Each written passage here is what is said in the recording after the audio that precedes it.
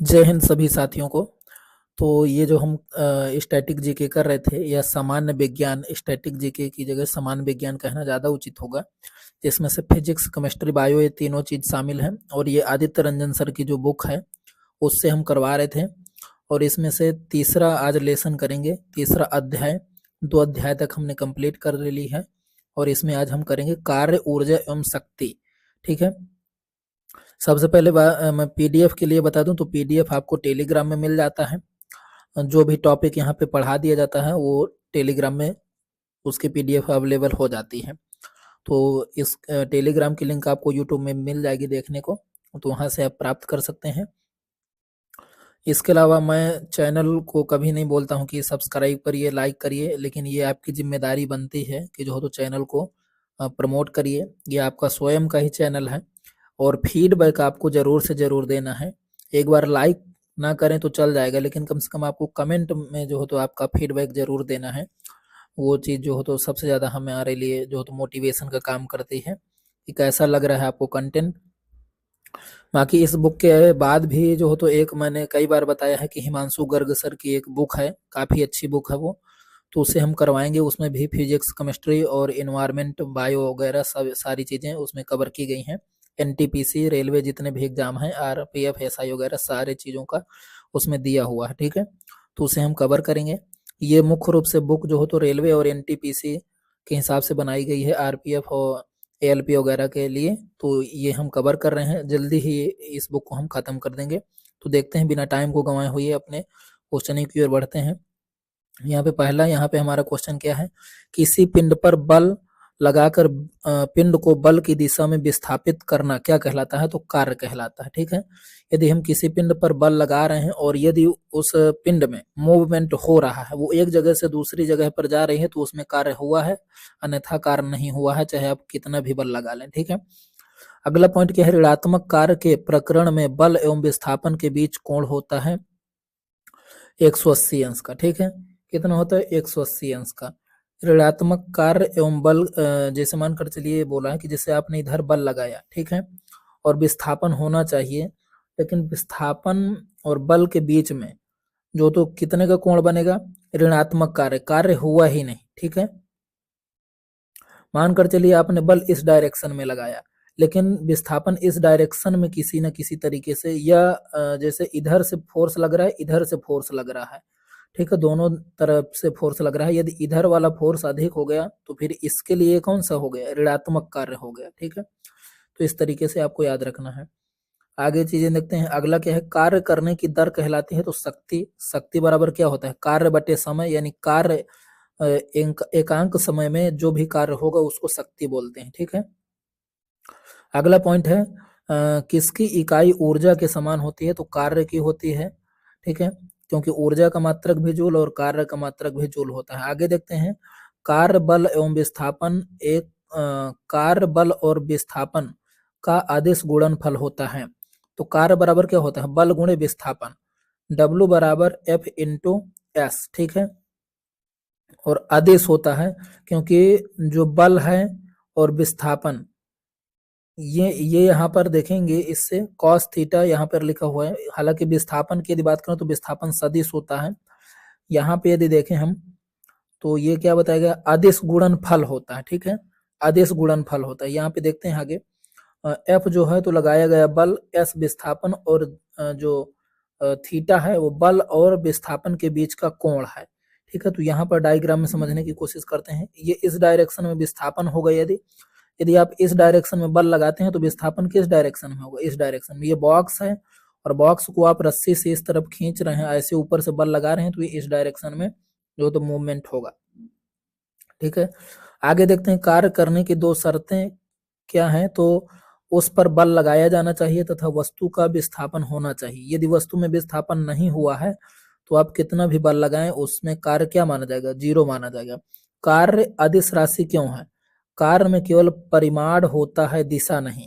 ठीक है, कार्य में केवल क्या होता है, परिमाण होता है, दिशा नहीं। और जिन राशियों में दिशा की भी जरूरत होती है उन्हें सदिश राशि कहते हैं। कार्य की एसआई मात्रक क्या है, जूल है। कार्य की एसआई इकाई जूल है। तो 1 जूल बराबर 1 न्यूटन मीटर होता है, ठीक है। और 1 वाट बराबर 1 जूल पर सेकंड होता है। ये आपको याद रखना है, कई बार जो हो तो क्वेश्चन में आ जाते हैं। 1 किलोवाट बराबर क्या होता है? 1000 वाट या 1000 जूल पर सेकंड होता है। आगे देखें तो किसी वस्तु पर बल द्वारा किया गया कार्य शून्य होगा यदि वस्तु का विस्थापन शून्य है, ठीक है। अगला क्वेश्चन है, अश्विनी प्लेटफॉर्म पर बहुत देर से एक ही अवस्था में खड़ा है, अर्थात उसके द्वारा किया गया कार्य शून्य होगा, क्योंकि यदि वो खड़ा है तो विस्थापन उसका क्या है? 0। और यदि विस्थापन 0 है तो कार्य भी 0। जब वस्तु लगाए गए बल के विपरीत दिशा में विस्थापित होती है तो कार्य ऋणात्मक होता है। यही मैंने आपको ऊपर अभी समझाया था कि यहाँ पे साइड में यदि आपने इस डायरेक्शन में बल लगाया लेकिन वस्तु का विस्थापन किसी कारणवश इस डायरेक्शन में हो गया तो कार्य क्या हो जाएगा? ऋणात्मक माना जाएगा। अगला यहाँ पे हमारे साथ पॉइंट क्या दिया हुआ है? कार्य और गतिज ऊर्जा का सिद्धांत, कार्य ऊर्जा प्रमेय, ठीक है। किसी पिंड पर कार्य करने वाली सभी बलों द्वारा किए गए कार्य का योग पिंड की गतिज ऊर्जा में परिवर्तन के बराबर होता है। यहाँ पर देखते हैं कैसे। किया गया कुल कार्य बराबर गतिज ऊर्जा में परिवर्तन। ये W है टोटल कार्य, काइनेटिक एनर्जी, फाइनल F यहाँ पे लिखा है, देख सकते हैं आप। थोड़ा सा इसको जूम करते हैं। फाइनल और यहाँ पर काइनेटिक एनर्जी I से इनिशियल, ठीक है। तो ये चीज यहाँ पे याद रखना। तो W बराबर क्या हो जाएगा? W बराबर डेल्टा जो हो तो काइनेटिक एनर्जी KE, मतलब ये क्या होगा? माइनस है इसमें इन दोनों के बीच में, तो परिवर्तन को किससे प्रदर्शित करते हैं? डेल्टा से, ठीक है। तो ये चीज आपको याद रखना है। आगे देखते हैं, इनिशियल आई है तो इनिशियल के लिए जो काइनेटिक एनर्जी रही होगी, मतलब शुरुआत की जो काइनेटिक एनर्जी, तो उसके लिए शुरुआत का जो पिंड का जो गति रहा होगा तो वो यू माना जाएगा, और लास्ट वाली जो हो तो वी माना जाएगा। तो इसलिए यहाँ पे यू स्क्वायर है, यहाँ पे वी स्क्वायर है। काइनेटिक एनर्जी का फार्मूला क्या होता है? Half M V square. तो यहाँ पे एम की वी की जगह में यू लिखा गया है, ठीक है।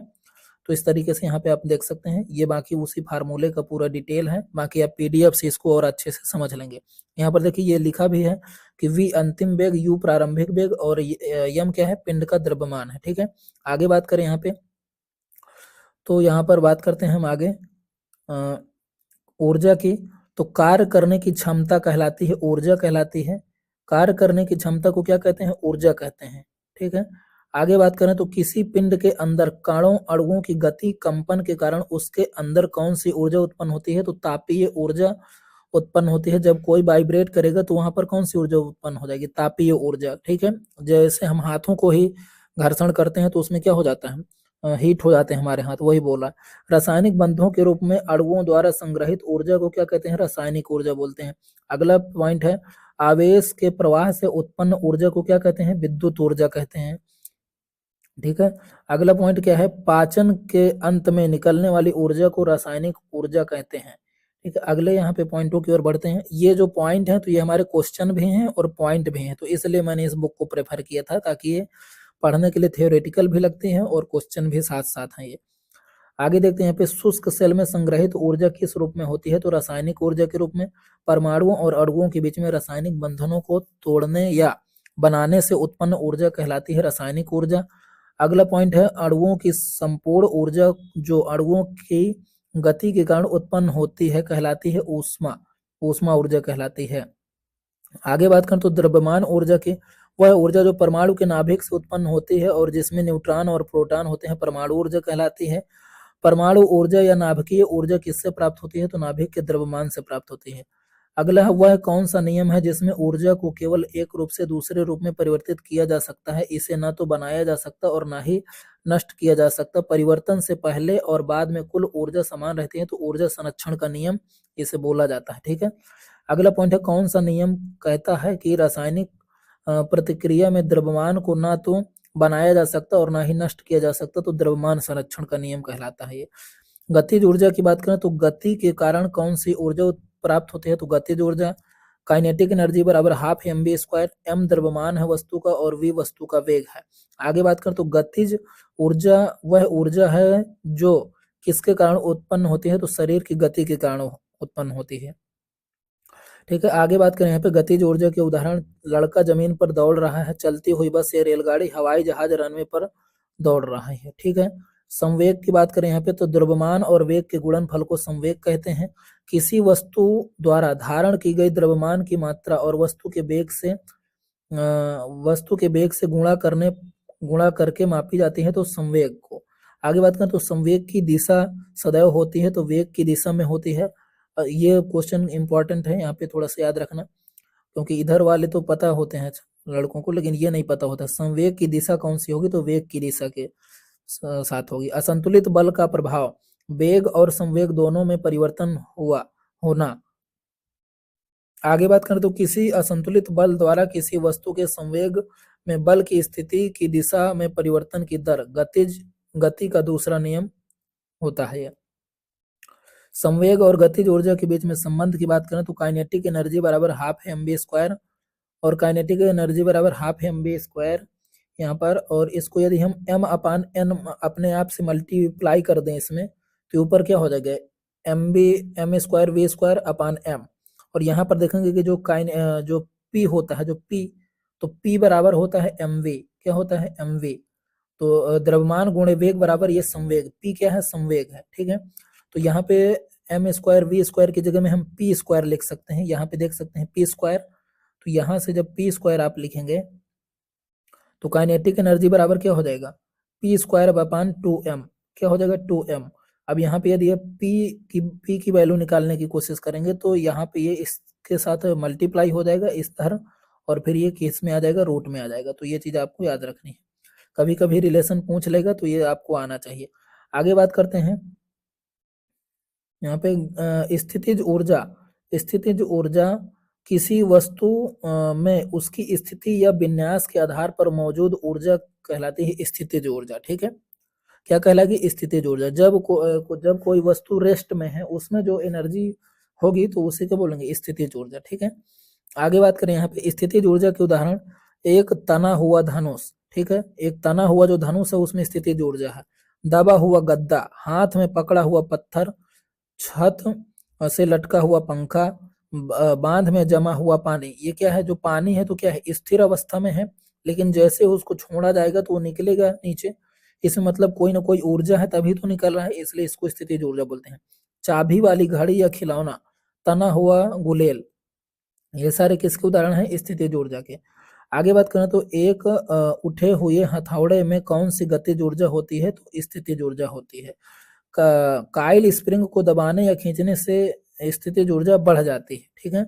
यदि किसी स्प्रिंग की लंबाई में परिवर्तन x है और स्प्रिंग स्थिरांक का मान k है तो उस स्प्रिंग की स्थितिज ऊर्जा क्या होगी, तो यहाँ पर जो देखेंगे पोटेंशियल एनर्जी, इसको क्या बोलेंगे, तो half k into x square, ठीक है। यहाँ से आप ये फार्मूला है तो इसको आप याद रखना है आपको, ठीक है। पोटेंशियल एनर्जी जो स्थितिज ऊर्जा है तो इसका ये फार्मूला है, ठीक है, तो ये आपको याद रखना है। आगे बात करें यदि हम यांत्रिक ऊर्जा की, तो किसी वस्तु की गतिज ऊर्जा और स्थितिज ऊर्जा का योग उसकी कुल यांत्रिक ऊर्जा के बराबर होगा। तो यांत्रिक ऊर्जा बराबर क्या होता है गतिज ऊर्जा प्लस स्थितिज ऊर्जा, ठीक है। किसी वस्तु के मुक्त रूप से गिरने के दौरान उसके पथ के किसी भी स्थान पर स्थितिज ऊर्जा में कमी से मेल खाती है गतिज ऊर्जा में समतुल्य बढ़त। आगे बात करें यहाँ पे तो यांत्रिक ऊर्जा के उदाहरण, लड़का छत पर दौड़ रहा है, पंखा का चलना, उड़ता हेलीकॉप्टर, लुढ़कती हुई वस्तु, उड़ती पतंग, चलती बस या ट्रेन में बैठा व्यक्ति, ठीक है। तो इसमें क्या है यांत्रिक ऊर्जा है। आगे बात करें तो जब एक गेंद को नीचे फेंका जाता है या ऊपर से गिराया जाता है तो गतिज ऊर्जा में कमी या वृद्धि क्रमशः, तो स्थितिज ऊर्जा में वृद्धि या कमी के बराबर होती है। क्या होती है स्थितिज ऊर्जा में कमी के बराबर होती है, ठीक है। इसमें समझना क्या है कि जो उसकी जो टोटल एनर्जी होगी तो वो तो सेम होगी, तो जब हमारी स्थितिज ऊर्जा ज्यादा होगी तब हमारी गतिज ऊर्जा कम होगी, और जब गतिज ऊर्जा ज्यादा होगी तो स्थितिज ऊर्जा कम होगी। इस तरीके से समझना है, ठीक है। आगे यहाँ पे यदि बात करें हम तो अगले पॉइंट हमारे यहाँ पे क्या है, यंत्र और उनके सिद्धांत, भाप का इंजन, ऊष्मा गति के सिद्धांत। यहाँ पे ये आपको याद रखना है सारा। विद्युत जनरेटर विद्युत चुम्बकीय प्रेरणा, रॉकेट प्रेक्षण, न्यूटन के गति का सिद्धांत, रेडियो व दूरदर्शन, विद्युत चुम्बकीय संचरण या तरंगें, वायुयान, बर्नौली की तरंग गति विज्ञान सिद्धांत, सोनार, पराश्रव्य तरंगों का परावर्तन, ऑप्टिकल फाइबर, प्रकाश का पूर्ण आंतरिक परावर्तन, इलेक्ट्रॉन माइक्रोस्कोप, इलेक्ट्रॉन की तरंग प्रकृति, फोटोसेल, प्रकाश विद्युत प्रभाव, नाभिकीय रिएक्टर, नियंत्रित नाभिकीय विखंडन। आगे बात करें तो ऊर्जा के रूपांतरण के उपकरण की बात करें यहाँ पे, तो ऊर्जा के रूपांतरण यहाँ पे ये वेरी इंपॉर्टेंट है, यहाँ से आपको याद रखना है ये सारी चीजें। डायनेमो क्या करता है, आंतरिक ऊर्जा को विद्युत ऊर्जा में, माइक्रोफोन ध्वनि ऊर्जा को विद्युत ऊर्जा में, विद्युत भूतापीय विद्युत संयंत्र ऊष्मा ऊर्जा को विद्युत ऊर्जा में, हाइड्रो इलेक्ट्रिक बांध गुरुत्वाकर्षण स्थितिज ऊर्जा को विद्युत ऊर्जा में, पवन चक्की वायु ऊर्जा को यांत्रिक या विद्युत ऊर्जा में, विद्युत जनरेटर यांत्रिक ऊर्जा को विद्युत ऊर्जा में। मुझे लगता नहीं कि ये आपको दिक्कत होगी, क्योंकि ये तो जो तो इजीली याद हो जाता है, समझने वाली थोड़ी सी चीजें हैं। यदि आपको ये समझ करके करेंगे तो रटना नहीं पड़ेगा, नहीं तो फिर रटना ही पड़ेगा, ठीक है। अब जैसे डायनामो की बात करें, जो अपने इधर जो जनरेटर होता है, ठीक है, तो उसमें यदि हम उसको चालू करते हैं तो उसमें क्या होता है, फ्यूल लेता है, और फ्यूल लेने के बाद वो जब चलता है तो क्या होता है, जब वो चलाया जाता है फ्यूल से तो वो क्या है, यांत्रिक ऊर्जा, लेकिन फिर उससे क्या होता है, जनरेटर जो लगा होता है उससे फिर क्या बनती है, लाइट, तो ये विद्युत ऊर्जा में परिवर्तन हो गया। माइक्रोफोन की बात करें तो ये जो ध्वनि ऊर्जा है, ध्वनि हम देते हैं लेकिन फिर उसको किस में बदल देता है, विद्युत में बदल देता है, तभी तो फिर ट्रांसमिट होते हैं हमारे जो मैसेज होते हैं। भूतापीय विद्युत ऊर्जा की बात करें तो ऊष्मा ऊर्जा को किस में बदलता है, विद्युत ऊर्जा में बदलता है, ठीक है।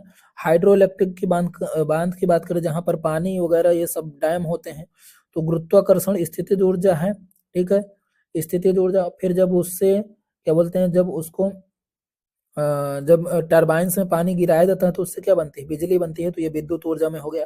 पवन चक्की की बात करें तो पवन क्या है, पवन ऊर्जा है, और फिर पवन चक्की के चलने से क्या बनता है, इलेक्ट्रिक बनती है, तो ये अपना विद्युत ऊर्जा हो गया। विद्युत जनरेटर की बात करें तो यांत्रिक ऊर्जा है, और इससे फिर हमारा क्या बनता है, विद्युत ऊर्जा बनती है। तो इस तरीके से आपको समझना है। आगे बात करें यदि हम शक्ति की, तो कार्य करने की दर को शक्ति कहते हैं। शक्ति बराबर कार्य बटे समय, ठीक है, तो P बराबर W/T, और W क्या होता है, Fs cos थीटा, बल गुणे विस्थापन, ठीक है, तो ये भी आप यहाँ पे रख सकते हैं। P बराबर Fs cos थीटा/T, अब यहाँ पे Fv रख दिया है, Fv cos थीटा, यहाँ पे जो S/T है, cos S/T को यहाँ पे हम क्या लिख सकते हैं, V। कैसे लिख सकते हैं, विस्थापन बटे समय, वेग बराबर विस्थापन बटे समय होता है। वेग बराबर क्या होता है, विस्थापन बटे समय, विस्थापन को t से और समय, तो इसलिए यहाँ पर क्या लिख दिया है, यहाँ पे आप देखेंगे थोड़ा ध्यान से, इसकी जगह में S/T की जगह में क्या लिख दिया है, V लिख दिया है, ठीक है। तो यहाँ पर आप देख सकते हैं, थोड़ा सा इसे जूम करते हैं, तो यहाँ पर V लिख दिया है, तो इसलिए P बराबर अब क्या हो गया, Fv cos थीटा, ठीक है। तो इस तरीके से आपको यहाँ पे याद रखना है। इससे सिद्ध होता है कि शक्ति बल और वेग के सदिश गुणनफल के बराबर होती है, ठीक है। तो यहाँ पर देख सकते हैं जो शक्ति है क्या होता है, तो बल और जो तो वेग के सदिश गुणनफल के बराबर होती है, ठीक है। तो इसका SI मात्रक जूल पर सेकंड या वाट होता है।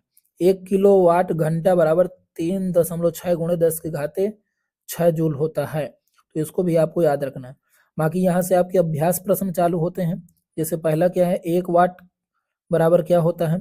दूसरा, यदि किसी पिंड को वृत्त में घुमाया जाए तो उस पर किया गया कार्य क्या होगा, ये सारी चीजें ये मैंने आपको समझा भी रखा है। तो ये सारी चीजें आप देख सकते हैं। बाकी इसके नीचे प्रैक्टिस सेट हो गया, और इसके नीचे आपको यहाँ पर सलूशन भी देखने को मिलेगा।